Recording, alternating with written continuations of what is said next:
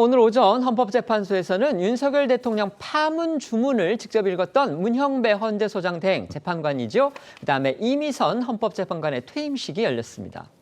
네, 윤 전 대통령의 탄핵 심판을 맡았던 문형배, 이미선 헌법재판관이 오늘로 임기를 마쳤습니다. 이 두 사람은 퇴임사를 통해서 윤 전 대통령 탄핵 심판 등 그간의 소회를 밝혔는데요.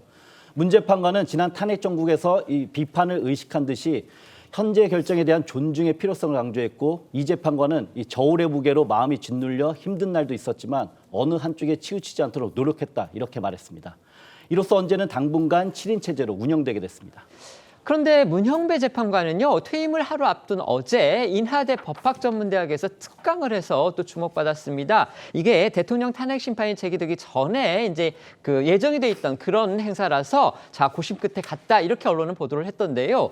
그런데 그 자리에서 문 재판관 윤 전 대통령 탄핵 심판이 늦어진 이유 등을 밝혔는데 다소 논란의 소지가 있어 보이는 그런 내용이 또 들어 있었습니다. 네, 해당 발언은요, 문 재판관의 강연이 끝난 뒤에 질의응답 과정에서 나왔습니다. 질문자가 분열과 혼란을 겪은 우리 사회가 성장하기 위해 어떤 방향으로 나아가야 한다고 생각하느냐라고 물었고요. 이에 문 재판관이 관용과 자제를 강조하면서 야당의 윤 전 대통령 탄핵 소추와 윤 전 대통령의 비상계엄을 비교해서 언급을 한 건데요. 그러면서 문 재판관은 관용은 의견이 다른 사람에 대한 존중이고 자제는 힘 있는 사람이 적절하게 사용하는 거라며, 야당의 탄핵 소추는 그 선을 넘지 않았고 비상계엄은 넘었다는 게 헌재 판단이라고 했고요.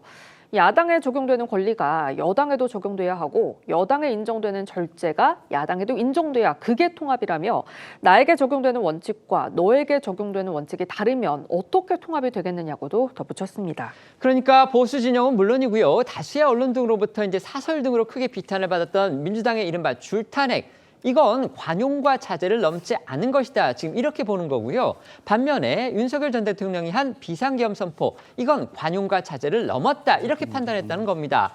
시청자 여러분들은 과연 어떻게 생각하실지 궁금한데요.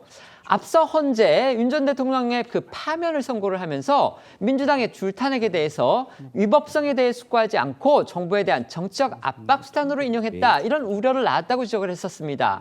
문 재판관의 저런 발언, 뭔가 그 판결문과도 좀 결이 다른 게 아니냐, 이런 생각도 갖게 합니다.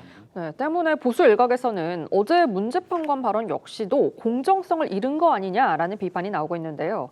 하지만 문 재판관은 어제 특강에서 윤 전 대통령의 탄핵 선고에 모순이 없었다는 점도 강조하면서 이 선고가 늦어진 이유는 통합 메시지를 담기 위함이었다라고 밝혔습니다.